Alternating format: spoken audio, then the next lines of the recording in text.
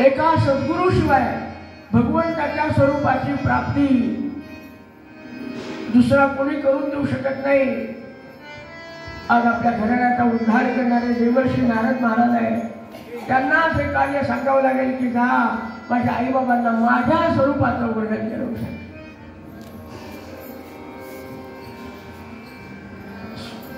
स्मरण केल्याबरोबर देवर्षी नारद महाराज हजर आहे.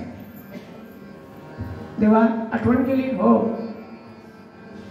आता आमचा कार्यकाळ थोडा राहिलाय तेव्हा आपण माझ्या आईबाबांना माझं स्वरूप काय समजून सांगा.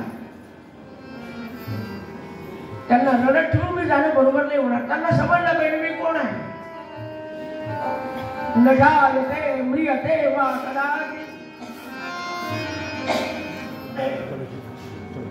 नायं भूत्वा भविता वा न भूयः. मी कोण आहे. अजः नित्यं शाश्वतः अयं पुराणः न हल्यते. अग्नीमध्ये न जाणारा, पाण्यामध्ये न विरघळणारा असा मी आहे हे त्यांना समजून सांगा. ते मला वसुदेव नंदन समजतात, ते मला यशोदानंदन समजतात. हे त्यांचं अज्ञान आहे आणि अज्ञान दूर करायचं काम फक्त गुरु करतात. गुरु भी नकाओ न बताएगा. तेव्हा आपली इच्छा लगेच जातो. आले देवर्षी नारायण महाराज वसुदेव देवकीकडे आले. 10:30-11ची वेळ असेल. गुरु साक्षात परब्रह्म तस्मै श्री गुरवे नमः. सद्गुरुराज महाराज की. अजून 12 वाजायला बराच वेळ आहे. एवढा आवाज क्षीण नका बोलू. आवाज लांब गेला पाहिजे गुरु महाराजांपर्यंत. सद्गुरुराज माझी काहीतरी घेऊ करा. मी तुमच्या शेवटच्या क्षणापर्यंत शेवटच्या कानापर्यंत माझा आवाज येईल इतका मोठ्याने बोलतो.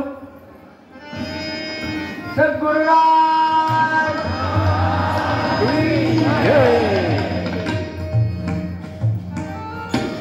आरती झोपलेले झाले नाही.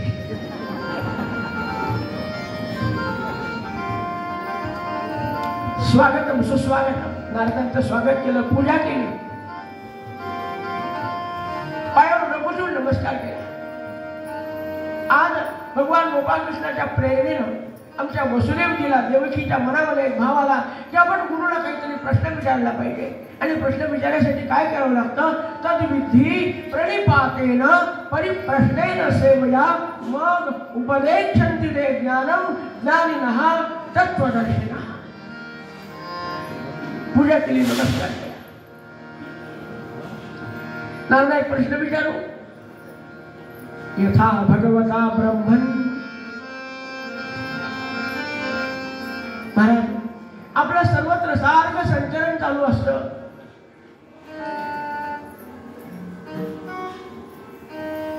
सुख येई साधूना. सामान्य मनुष्य फिरत असतो. आता हे तुझे वेगळा वेगळा असू शकतो. बऱ्याच दिवसात घराच्या बाहेर पडलं नाही. पेन्शन साचलेली आहे. 7वा वेतन आयोग लागू झालाय. लग्न कार्य आटोपलेले आहे. त्याला फिरून येऊ म्हणून यात्रा करतात काही लोक. पण भवतो यात्रा स्वस्तये सर्वदेहिनां. सगळ्या आमच्या सरकारचं कल्याण करण्यासाठी तुमचा संचार असतो. मला एक सांगा, साधू संतांच्या ठिकाणी येऊन समाधान असतं ना, हे समाधान कशामुळे असतं. प्रापंचिक माणसाला समाधान मिळत नाही. कीर्तन प्रवचन रामायण भागवत ऐकावं तितक्यापुरतं वाटतं. काय वाटतं. विषय जनित सुखे सौख्य होणार नाही. तुझं बिन रघुनाथा मूर्खते सर्व काय.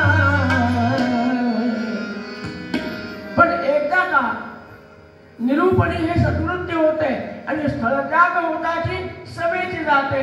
कार्य करू रे, क्रिया घडेना. आमच्या अंतरंगामध्ये बदल व्हायला पाहिजे, थोडा तरी परमार्थ करायची इच्छा उत्पन्न व्हायला पाहिजे. हे का होत नाही सांगाल का? वा वा. नारद म्हणाले, वसुदेवजी सुंदर प्रश्न विचारले, अतिशय सुंदर आहे.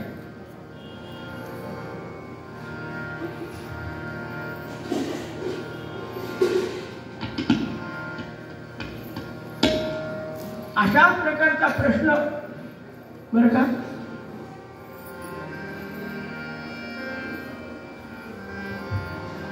आपले पूर्वज होते यदू महाराज.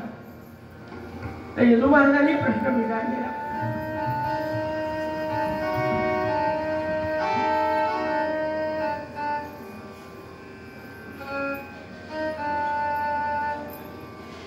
आणि एक यज्ञ चालला होता. यज्ञ झाला, लवनारायण आले होते. कवी हरी अंतरिक्ष प्रबुद्ध पिप्पलायन हे लवनारायण ऋषभदेवाचे पुत्र आहे.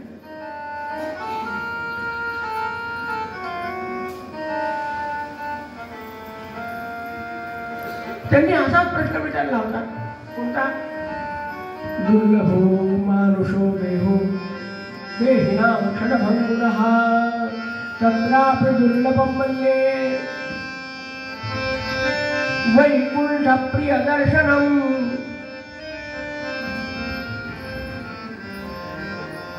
या प्रश्नाचं उत्तर देत असताना नवनारायणापैकी कवी लावाचा ज्येष्ठ असणारा नारायण तो सांगू लागला, राजन प्रश्न सुंदर विचारला आहे. मुळामध्ये काय आहे? सुख आणि दुःख, आनंद आणि भय एकमेकांच्या विरुद्ध आहे. एवढंच आहे की आपण व्याख्या कशाची काय करतो याच्यावरती अवलंबून आहे. जे दिसणारे आणि भासणारे पदार्थ आहेत ते मिळवल्याने मी सुखी होईल, समाधानी होईल, हे आपलं अज्ञान आहे.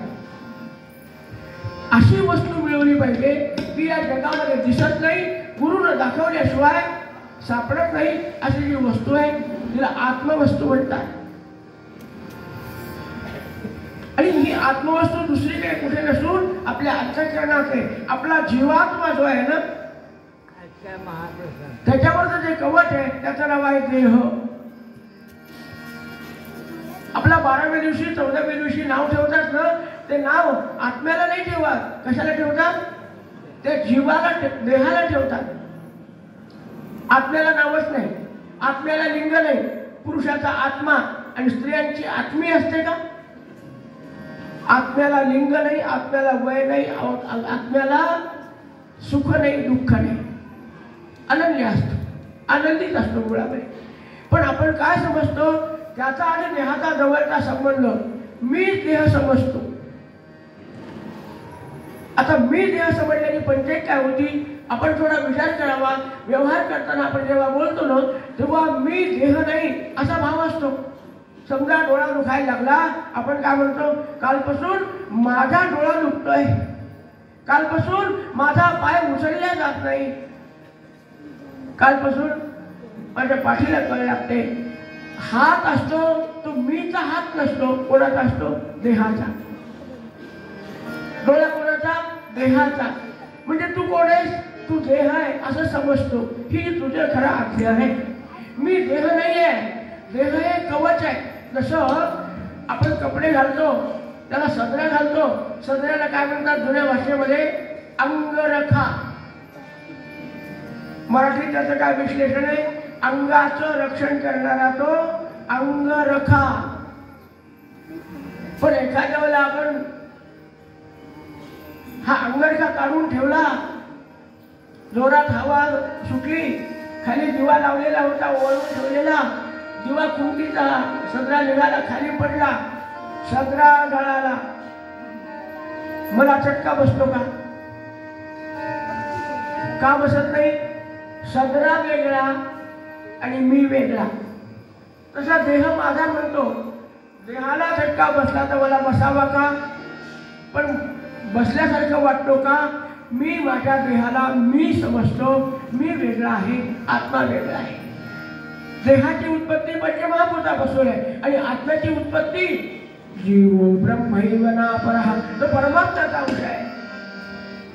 हे सांगणारे जे असतात त्यांना गुरु असं म्हणतात. आणि त्यामुळे हे समजून घेण्यासाठी जी वस्तू प्राप्त करायची माझ्यापासून लांब नाहीये. अरे कुठे शोधीशी रामेश्वर आणि कुठे शोधीशी काशी, इथल्या इथंच आहे.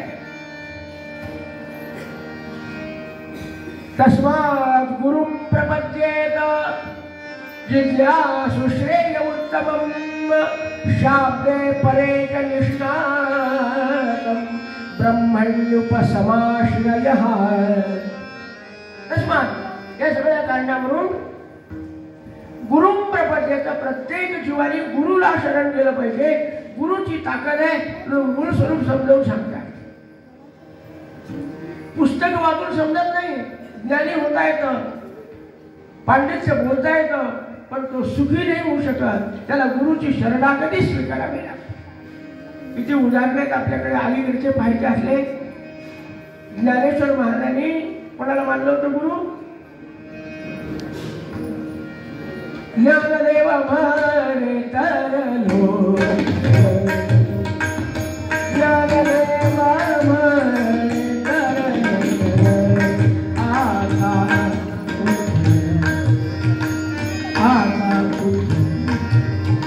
गुरु कृपे ज्ञानदेव म्हणे तरलो.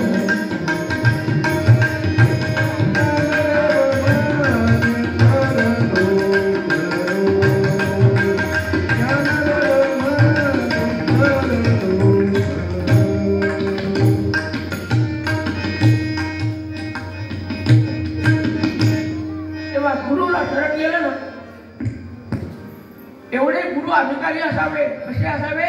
शाब्दे परेच निष्णातम आणि ब्रह्मणी उपसमाश्रया. शब्द ज्ञान त्यांच्याजवळ असावं. शिष्याने प्रश्न विचारला, ए गुच्चुप असं विचारू नये, असं नाही म्हणणार. गुरु शिष्याने प्रश्न विचारला, संशयात ठेचता त्या शिष्याचा संशयाचं निराकरण करणारा असावा. त्याला परमेश्वराचा स्पर्श झालेला असावा. आम्ही हातात अशी ताकद असावी की मस्तकावर हात ठेवल्या बरोबर समोर त्याला तो अनुभव देता आला पाहिजे. त्याला सद्गुरू म्हणतात. आज स्वयंघोषित सद्गुरू प्रत्येक गावोगावी आहे. शाब्दे परेच निष्णातम ब्रह्मण्युपसमाश्रयः. अशा गुरुला शरण गेल्यानंतर परमात्मा ओळखू येतो. कवी हरी अंतरिक्ष प्रभूचं प्रत्येकाने अशा प्रकारे सांगत सांगत सांगत अंतिम टप्प्यामध्ये गर्भाजन, हा गर्भाजन नावाचे जे ऋषी आहेत, नारायण आहे, तो म्हणाला, खरं सांगू का,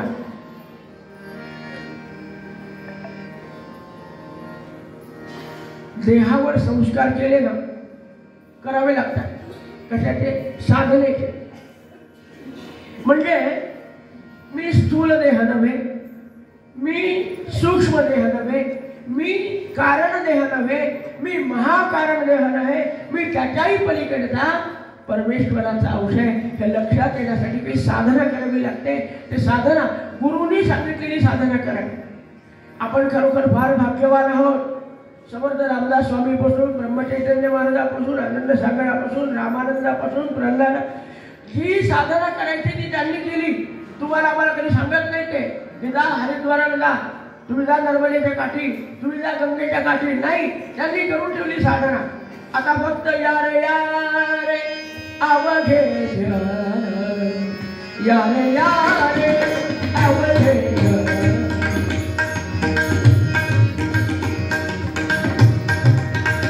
करू नाम संकीर्तन, करू नाम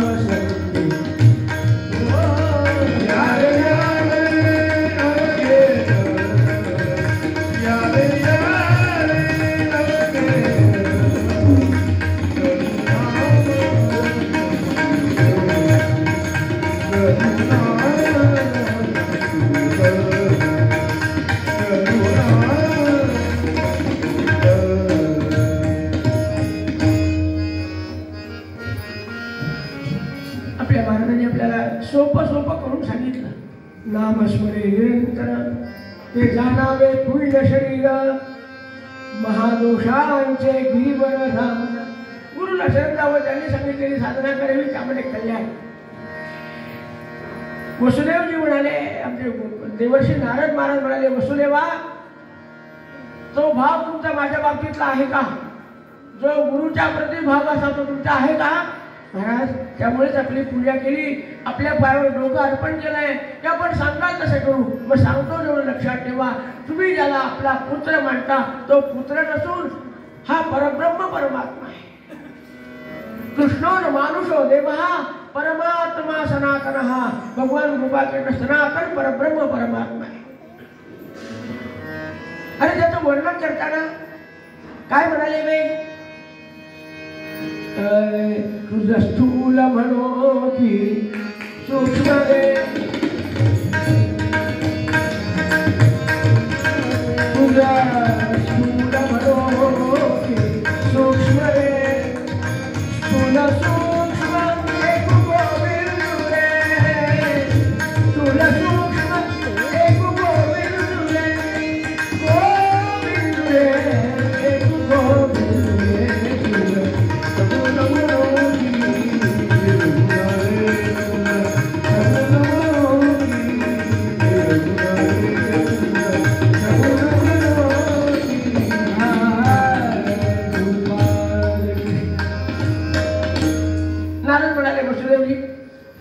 ज्याला तुम्ही पुत्र मानता तो पुत्र नाहीये, थोडं लक्षात घ्या.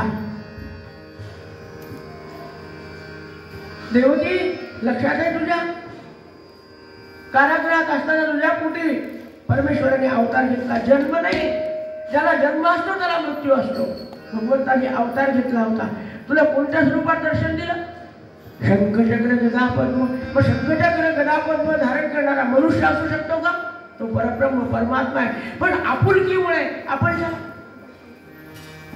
आपण पाहिलं ना, महाराजांच्या जवळ राहणारे चांगले चांगले माणसं, विद्वान माणसं, पण महाराज आपले म्हणता म्हणता काही प्रश्न विचारायचे. एखादी प्रश्न विचारला, महाराज तुम्ही सगळ्यांना नामस्मरण करायला सांगता, पण तुमच्या हातात मा कधी दिसतच नाही. याला सांग त्याला सांगता, दिवसभर तुमची बडबड चालू असते. महाराज ब्रह्मचैतन्य महाराज जेवत असताना विचारला होता प्रश्न. महाराज म्हणले, अहो भाऊसाहेब इकडे आहे, इकडे तुम्ही असं करा, म्हणजे पाठीला कान लावा बरे. अरे यांची साधना झालेली असते हो, त्यांची बरोबरी आपण नाही करू. कृष्ण वंदे जगद्गुरु. तो स्थूल आहे, तो सूक्ष्म आहे, तो लहान आहे, तो महान आहे. तो तुमच्या घरात आहे, तुमचं भाग्य आहे. आजपासून त्याच्याकडे आपला पुत्र म्हणून पाहणं सोडून द्या. तो परमात्मा या दृष्टीने पहा, आणि मग त्याच्या स्वरूपाचं ज्ञान तुम्हाला होईल. आणि तो परब्रह्म परमात्मा या जगाच्या सृष्टीपूर्वी होता आणि सृष्टीच्या विनाशानंतर राहणार आहे. आणि तो दुसरा तिसरा कोणी नसून तो माझा गोपालकृष्ण आहे. हा भाव लक्षात राहिल्यावर शोक भय चिंता जाईल सर्वथा. वसुदेवाला नमस्कार केला. वा नारदा, आज आमचे डोळेच उघडले. आपण नारद म्हणले, येऊ या. आणि भगवान नारद महाराज गोपालकृष्णाकडे गेले, सांगितलं, देवा आपल्या आज्ञेप्रमाणे वसुदेवाला प्रबोधन केलं. आता पूर्ण आनंदामध्ये डोळे लागलेले आहे. त्यांचा सगळा भाव समज. आता काही झालं तरी चालेल. याच वेळामध्ये ब्राह्मणांनी दिलेल्या शापाला प्रारंभ झालाय.